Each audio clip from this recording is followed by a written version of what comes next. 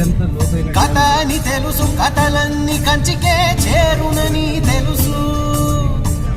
తెలుసు తెర తొలుగుతుందని, తెలుసు తెల్లారుతుందని, తెలుసు ఈ కట్టె పుట్టుకుమంటదని, తెలుసు ఈ మట్టి మట్టిలో కలిసిపోతదని.